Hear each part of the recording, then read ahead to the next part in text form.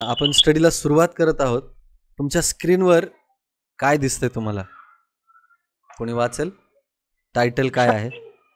करणारा सेवक. परत वाचता कांतांटी, आवाज तुमचा ब्रेक झाला. क्षमा न करणारा सेवक. आमेन आमेन. येस, साहजिकच आहे. हा दाखला आहे जो आपल्या सगळ्यांना माहिती आहे, आपण पूर्वी पण शिकलोय. पण या दाखल्यामध्ये काही गुपित आहे जे देवाच्या चरित्राशी संबंधित आहे, ते आज आपल्याला बघायचं आहे. आपण हा दाखला अगोदर वाचून घेऊयात, त्यातले बारकावे बघूयात. खूप छोटासा स्टडी आहे आजचा, पण माझा विश्वास आहे की जे काही तुम्ही शिकताल ते अद्भुत आहे. ओके, कोणी वाचेल? म्हणूनच स्वर्गाचे राज्य कोणा एका राजासारखे आहे. त्या राजाला आपल्या दासापासून हिशेब घ्यावा असे वाटले आणि तो हिशेब घेऊ लागला. तेव्हा लक्षावधी रुपयांच्या कर्जदाराला त्याच्याकडे आणले. त्याच्याजवळ फेड करण्यास काही नसल्यामुळे धन्याने हुकूम केला की तो त्याची बायको व मुले आणि त्याचे जे काही असेल ते विकून फेड करून घ्यावी. मत्तई 18:23-25. आमेन आमेन. बघा, हा दाखला आपण थोड्या बहुत प्रमाणात मागे पण बघितलं जेव्हा आपण दाखल्याचा अभ्यास करत होतो. इतका सुंदर तो दाखल्यांचा अभ्यास होता. जवळजवळ मला वाटतं 8 ते 10 महिने आपण फक्त दाखल्यांवरच अभ्यास करत होतो. आणि त्या दाखल्यांच्या अभ्यासाच्या द्वारे आपल्याला स्वर्गाचं खूप गहनगुज गोष्टी शिकायला भेटल्यात. आणि इथेही प्रभू येशू ख्रिस्त स्वर्गाच्या राज्याला एक अशा गोष्टीशी उपमा देतोय जे राजाशी संबंधित आहे आणि त्याच्या सेवकांशी संबंधित आहे. वचन काय सांगतं? म्हणूनच स्वर्गाचे राज्य कोणा एका राजासारखे आहे. बघा, प्रभू येशू ख्रिस्त जेव्हा पेत्राशी बोलत होता आणि क्षमेबद्दल तिथे विचारण्यात आलं होतं आणि पेत्र क्षमेबद्दलच प्रश्न विचारतो.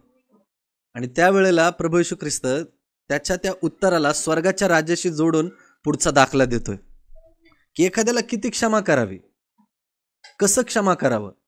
आणि त्याच प्रश्नाच्या संबंधित प्रभू येशू ख्रिस्त त्याला दाखल्याशी जोडतोय आणि स्वर्गाच्या राज्याशी जोडतोय. लक्षात घ्या की प्रभू येशू ख्रिस्त या दाखल्यातून स्वर्गाचं राज्य कसं चालतं याच्याविषयी शिकवतोय. आमेन. ऐकतायत सगळे?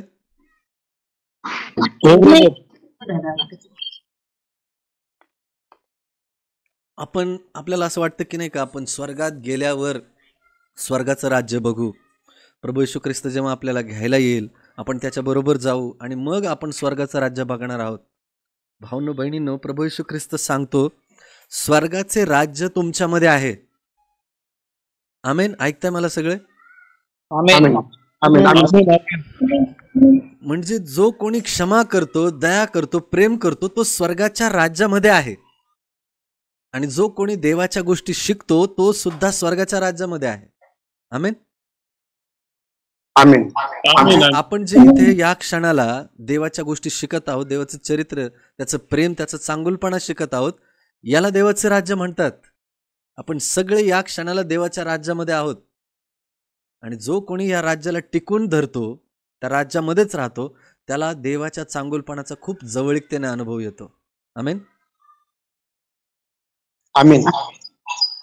प्रभू येशू ख्रिस्त पुढे समजावून सांगतोय की स्वर्गाचे राज्य कोणा एका राजासारखे आहे. त्या राजाला आपल्या दासांपासून हिशोब घ्यावासा वाटले. त्या राजाने प्रत्येकाला काही ना काहीतरी गोष्ट दिली होती. कोणाला पैसा दिला होता, कोणाला काही गोष्टी दिल्या होत्या. आता त्याची इच्छा झाली की बाबा या सगळ्या लोकांकडून प्रत्येकाकडून त्याच्या दिल्याप्रमाणे हिशोब घ्यावा. आणि मग एकानंतर एक सगळे हिशोब घेतले जातात. आणि तिथे एक दास येतो. त्याच्याकडे असं लिहिलं इथे की लक्षावधी रुपयांचे कर्ज होते. आता त्या काळात लक्षावधी रुपये म्हणजे किती असतील विचार करा. ऐकता मला सगळे? लक्षावधी रुपये म्हणजे त्याला, पण त्याने तितके कर्ज छोटं छोटं करत करत खूप मोठं झालं होतं ते. आणि जेव्हा त्याला हिशोब घ्यायला बोलवलं आणि मग लक्षात येते की ही अमाऊंट किंवा तिची रक्कम आहे ती खूप मोठी आहे. वचन पुढे सांगतं त्याच्याजवळ फेड करण्यास काही नसल्यामुळे धन्याने हुकूम केला की तो त्याची बायको व मुले आणि त्याचे जे काही असेल ते विकून फेड करून घ्यावी. लक्षात घ्या की हा दाखला आहे. सगळेजण माझ्याबरोबर विचार करा. हा दाखला आहे जो प्रभू येशू ख्रिस्ताने क्षमेबद्दल सांगितलं. वचन काय सांगते की त्याच्याजवळ फेड करण्याकरिता काहीही नव्हतं, सगळं काही निघून गेलं होतं. आणि मग तो राजा काय विचार करतोय की बाबा याला घेऊन या, याचे मुलं बाळ बायका पोरं जे कोणी असतील त्यांना घेऊन या, त्यांना विकून आपण ह्या कर्जाची परतफेड करून घेऊ. आणि मग पुढे आपण बघतो की तो जो दास आहे तो गयावया करतो, विनंती करतो. आणि काय होतं पुढं कुणाला माहिती आहे? जेव्हा तो दास त्या राजापुढे गयावया करतो, त्या राजाला असं वाचनात दिले की त्याला दया येते, त्याच्यावर कीव येते. आणि मग तो राजा आहे तो त्याला म्हणतो की बाबा ठीक आहे, मी तुझं सगळं कर्ज माफ करतो. विचार करा, त्या काळात लक्षावधी जे कर्ज होतं त्याच्यावर ते माफ करण्यात आलंय. आणि मग तो काय म्हणतो, ते कर्ज तो गयावया केल्यानंतर तो राजा त्याच्या सगळ्या कर्जाची माफी देतो. विचार करा, इतका आनंद त्यालाच घडू शकतो ज्याच्या इतक्या मोठ्या पैशाची माफी त्याला मिळाली. एखाद्या व्यक्तीवर लाखो रुपयांचं कर्ज आहे आणि बँकेचं पत्र येते की बाबा आम्ही तुमचं कर्ज माफ करत आहोत. किती मोठा आनंद असेल भावांनो बहिणींनो तो.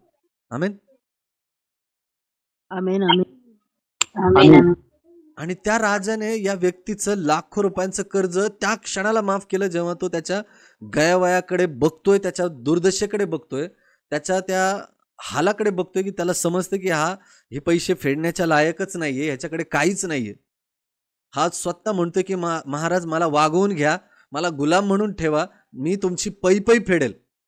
आणि मग त्या सगळ्या गोष्टीला त्या राजाला कीव वाटते आणि तो सोडून देतो.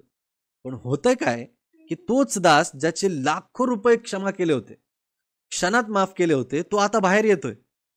आणि तो काय करतोय बघा, वाचणे हात. तेव्हा तो त्याला धरून त्याची नरडी आवळून म्हणाला, तुझ्याकडे माझे येणे आहे ते देऊन टाक. यावरून त्याच्या सोबतीचा दास त्याच्या पाया पडून गयावया करून म्हणाला, मला वागवून घे, म्हणजे मी तुझी फेड करीन. पण त्याचे न ऐकता तो गेला आणि तो ते देणे फेडीपर्यंत त्याने त्याला तुरुंगात टाकले. तेव्हा घडलेला हा प्रकार पाहून त्याचे सोबतीचे दास अतिशय दुःखी झाले आणि त्यांनी येऊन सर्व काही आपल्या धन्याला स्पष्ट सांगितले. तेव्हा त्याच्या धन्याने त्याला बोलवून म्हटले, अरे दुष्ट दासा, तू गयावया केल्यामुळे मी ते सर्व देणे तुला सोडले होते. मी जशी तुझ्यावर दया केली तशी तूही आपल्या सोबतीच्या दासावर दया करायची नव्हतीस काय? मग त्याच्या धन्याने त्याच्यावर रागवून तो सर्व देणे फेडीपर्यंत त्याला हाल करणाऱ्यांच्या हाती दिले. म्हणून जर तुम्ही प्रत्येक जण आपापल्या बंधूला त्यांच्या अपराधांची मनापासून क्षमा करणार नाही, तर माझा स्वर्गातील पिताही त्याचप्रमाणे तुमचे करीत. मत्ते 8:28-35. आमेन. आमेन. आमेन. माहित नाही तुम्ही किती जण लक्ष देऊन ऐकताय ह्या वचनाकडे, पण माझी इच्छा आहे की तुम्ही बघावं याच्याकडे. सगळेजण आहेत माझ्या बरोबर? जर तुम्ही नोट्स काढत असाल तर खूप चांगली गोष्ट आहे. वचन काय सांगते, जेव्हा तो दास बाहेर आला, तोच दास बाहेर गेल्यावर त्याला आपल्या सोबतीचा एक दास भेटला. त्याच्या सोबतीचा दास भेटला आणि त्याच्याकडे किती रुपये होते येणं? फक्त 100 रुपये. आणि थोड्याच वेळापूर्वी त्याचे किती रुपये क्षमा झाले होते? लाखो रुपये.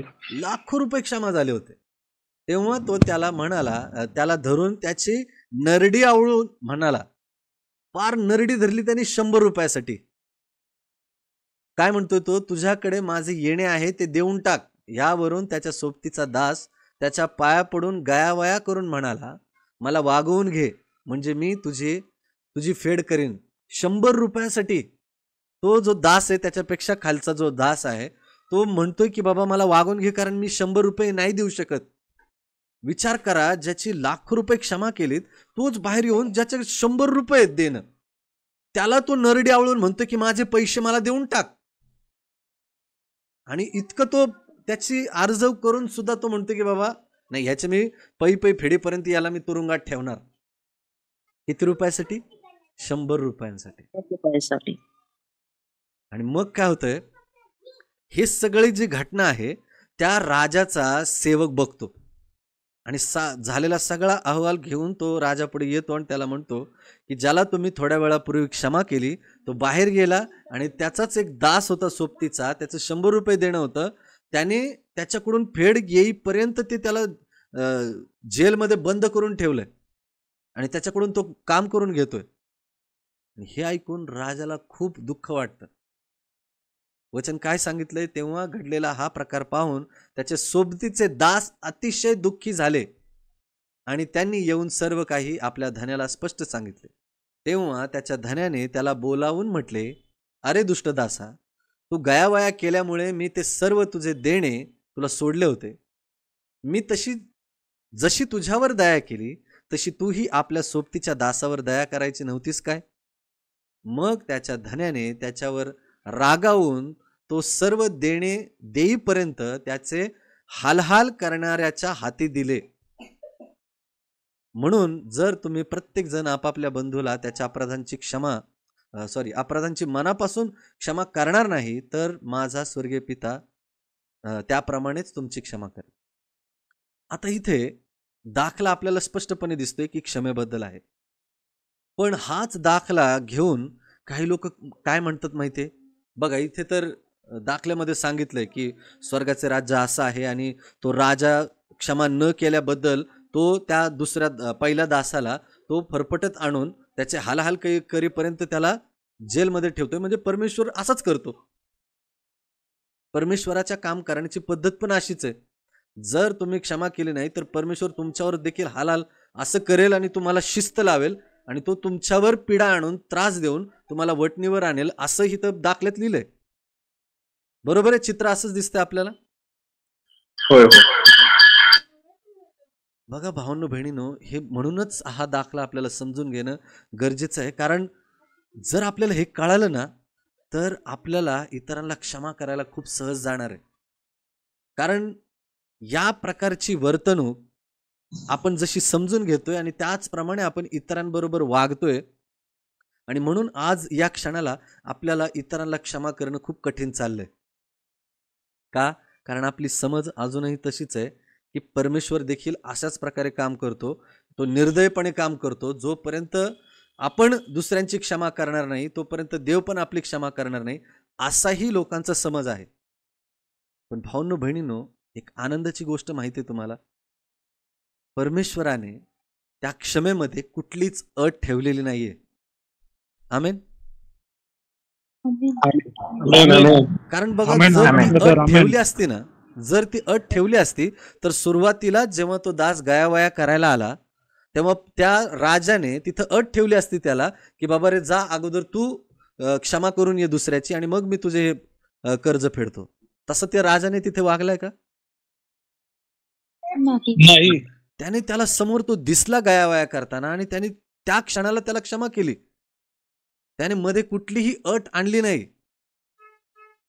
आज आपण या दाखल्यातले थोडे सुंदर आणि खूप महत्वाचे मुद्दे अभ्यासणार आहोत, बघणार आहोत. पुढे आपण बघूयात. कृतज्ञ सेवकाने त्याच्या मालकाची क्षमा दयाळूपणे घेतली नाही किंवा स्वीकारली नाही. त्याची मनोधरणा जणू काही चला सुटलो एकदाचा, बिचाऱ्या राजाचे केवढे नुकसान झाले अशीच आहे. आमेन.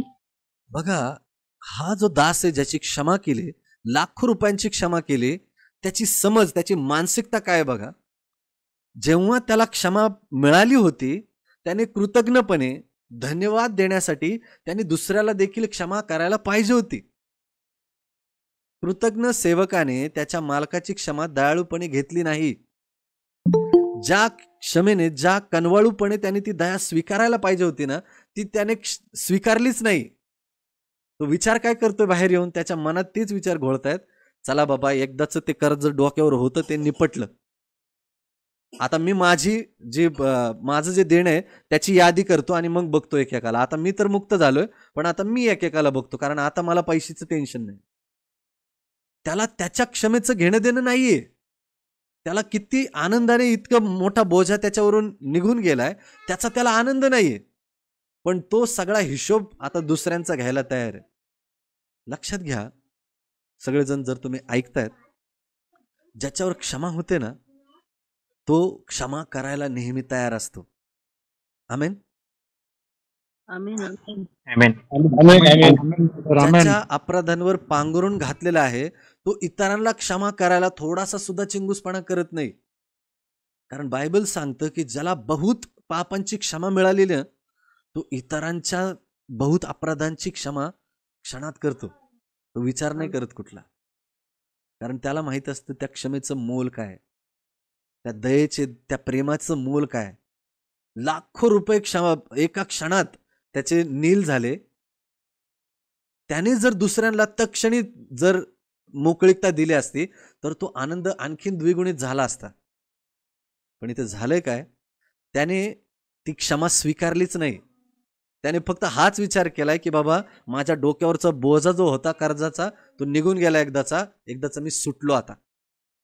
त्याला देवाच्या चरित्राशी घेणं देणं नाही, त्याला त्या राजाच्या प्रेमळ दयाळू कनवाळू कृपाळूपणाशी घेणं देणं नाही. त्याला फक्त एवढंच माहिती आहे की बाबा मी एकदाचा सुटलोय. हा स्वार्थी विचार आहे. आणि हे सगळं जाणून असून देखील त्या राजाने त्याला क्षमा केली. परमेश्वर असा देव आहे ना भावांनो बहिणीनो, तो आपण नाटकी जरी पश्चाताप करत असलो ना तरी परमेश्वर त्या शब्दाला किंमत देतो. ऐकताय मला सगळे? आमेन. बऱ्याच वेळेला आपला पश्चाताप आहे ना भावांनो बहिणीनो, माफ करा पण मी पण त्याच्यात इन्क्लूड आहे, आपला पश्चाताप बऱ्याच वेळेला नाटकी पद्धतीचा असतो. एक नाही का प्रार्थनेची रीत आहे म्हणून आपण देवाकडे येतो आणि देवाला म्हणतो की देवा माझ्याकडून झालेल्या चुकांची अपराधांची पापांची सगळ्या पापांचं एक पॅकेज बनवून देवाला म्हणतो देवा मला क्षमा कर. चला बाबा एकदाची क्षमा मागितली, आता मी माझ्या दिवसाची कामं करायला मोकळा. अशा पद्धतीची प्रार्थना आपली झाली. आणि हीच वागणूक त्या निर्दय दासाचे जो सुटकेचा निश्वास सोडतो आणि मग त्याचा हिशोब घ्यायला दुसऱ्यांकडे जातोय. पुढे आपण बघूयात. वाचाने हात आहे. दया स्वीकार करण्यामध्ये कृतज्ञतेची भावना असते. जे दयाळू ते धन्य, कारण त्यांच्यावर दया होईल. मत्ते 5:7. आमेन. आमेन. आपण जेव्हा दयाळूपणे देवाकडे पश्चाताप मागतो ना, ती दया आपण स्वीकारल्यावर आपल्या अंतःकरणात देवासारखाच दयाळूपणा येतो. ही आपोआप घडणारी गोष्ट आहे. ही कोणीतरी नाटकी रूपात किंवा वरपांगीपणाने होणारी गोष्ट नाहीये. ज्याच्या बहुत अपराधांची क्षमा केलेली आहे त्याच्या चेहऱ्यावरती दया दिसते, कारण आपला परमेश्वर दयाळू आहे. आमेन. दया स्वीकार करण्यामध्ये कृतज्ञतेची भावना असते. म्हणजे आता मला जो आनंद मिळाला ना त्या क्षमेचा आनंद मला दुसऱ्यांना द्यायचा आहे. म्हणून जसं माझ्या अपराधांची क्षमा झाली ना मी पण दुसऱ्यांच्या अपराधांची क्षमा करेल.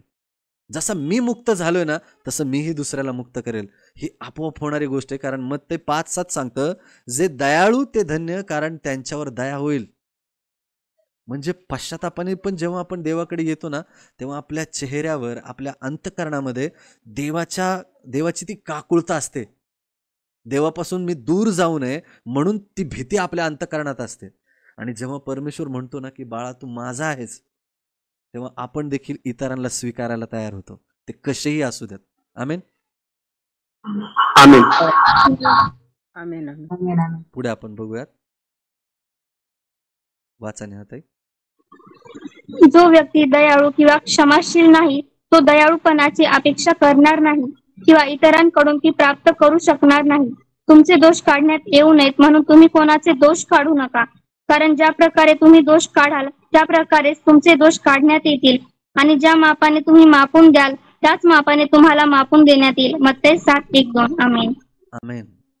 मागच्या आठवडी आपण एक धडा शिकलो होतो. पाप स्वतःला शोधतं आणि पाप स्वतःचाच नाश करून घेतं. बरोबर आहे? हो पास्टर, बरोबर आहे. हो. भावनो बहिणीनो, जर आपण इतरांची क्षमा करू शकलो नाही ना तर याचा अर्थ हा आहे की आपण देवाच्या क्षमेला स्वीकारलेलंच नाहीये. आणि जर ती क्षमा स्वीकारलेली नाहीये तर त्या पापाचं ओझ आपल्यावरच राहतं, कारण आपण ते पाप सोडून द्यायला तयार नाहीये. कारण जो सोडतो त्याला क्षमा होतेच. आमेन. जो व्यक्ती दयाळू किंवा क्षमाशील नाही तो दयाळूपणाची अपेक्षा करणार नाही. म्हणजे त्याला इतरांकडून सुद्धा दयेची अपेक्षाच नसते. इथं ह्या दासाचा स्वभाव पण असा आहे, त्याला त्या राजाकडून दयेची कृपेची स्वीकारण्याची त्याला आवश्यकता नाही वाटत आहे. त्याला फक्त एवढीच इच्छा आहे की बाबा माझं कर्ज नील व्हावं. आणि म्हणून जो कोणी क्षमा स्वीकारतो ना, त्याच्या अंतःकरणामधून दयेचा पाझर बरोबर फुटतो. आणि वचन पुढे हे सांगतं आपल्याला मत्ते 7:1 आणि 2 मध्ये, तुमचे दोष काढण्यात येऊ नये म्हणून तुम्ही कोणाचे दोष काढू नका, कारण आपण सगळेजण अपराधी आहोत. आपल्या प्रत्येकावर दया झालेली आहे. आमेन.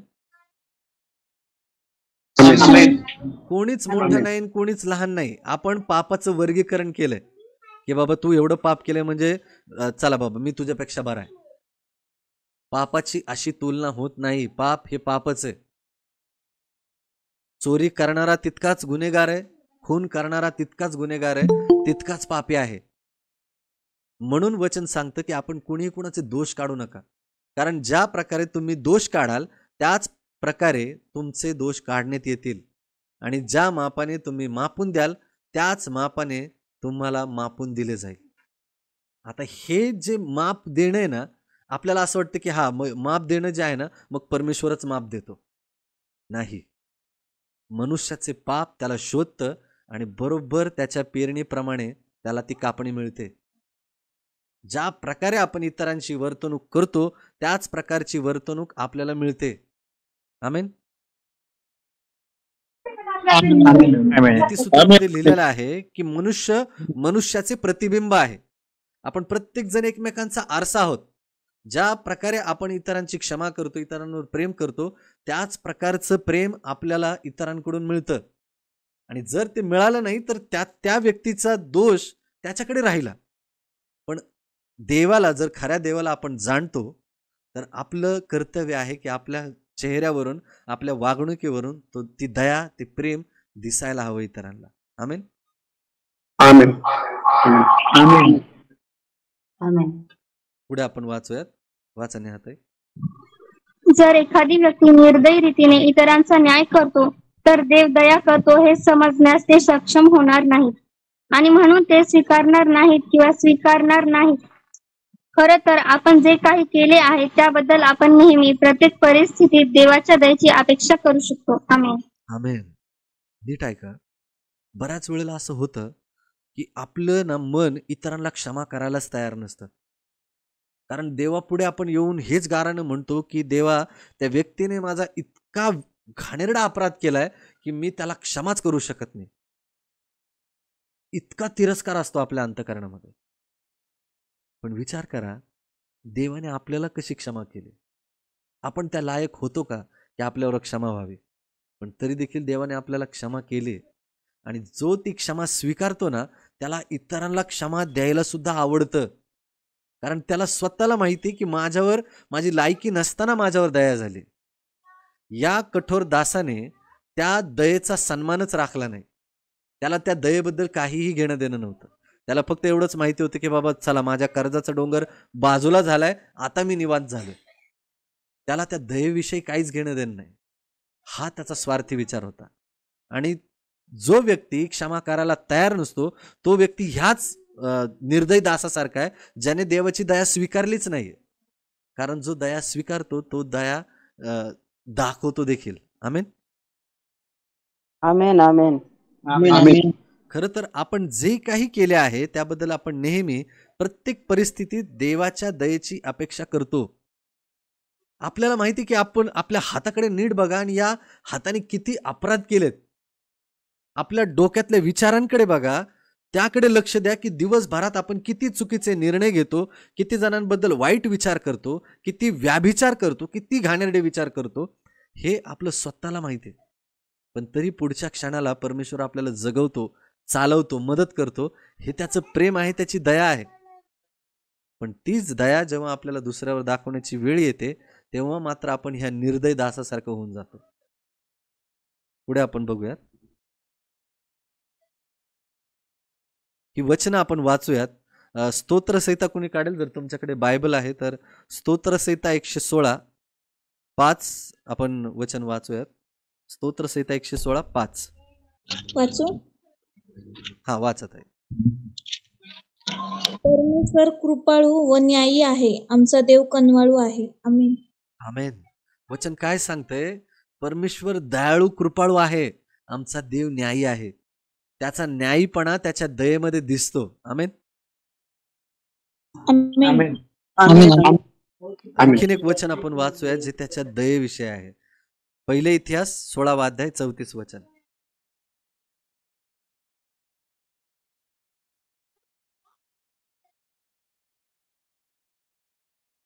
पहिले इतिहास 16 अध्याय 34 वचन वाचू का? वाचत आहे. परमेश्वराचे उपकार स्मरण करा, कारण तो चांगला आहे. त्याची दया सनातन आहे. आमीन.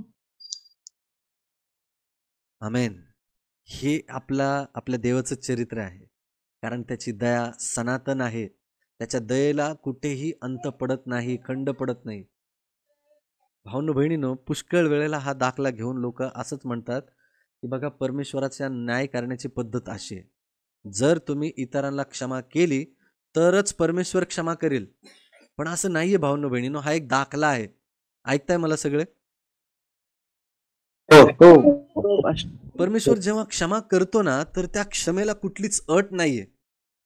कारण क्रुसावर जाताना असं कुठलं चित्र दिसतंय बरं की प्रभू येशू क्रुसावर लटकलेला आहे आणि त्याच्या समोर सगळ्या नकारात्मक गोष्टी आहेत, पण तरी सुद्धा समोरच्याकडून दयेची कृपेची अपेक्षा न बाळगता सुद्धा प्रभू येशू ख्रिस्त त्या क्रुसावर रक्तबंबाळ असताना, त्याच्या चेहऱ्यावर थुंकलेला असताना सुद्धा तो पित्याकडे विनंती करून म्हणतोय की हे पित्या, हे काय करताय त्यांना माहिती नाही, त्यांना क्षमा कर. ती दया आहे. आमेन. आमीन. आमीन. जी आमेन. इतरांकडून उलट पक्षी दयेची अपेक्षा नाहीये, पण त्याला म्हणतात आगापे प्रेम.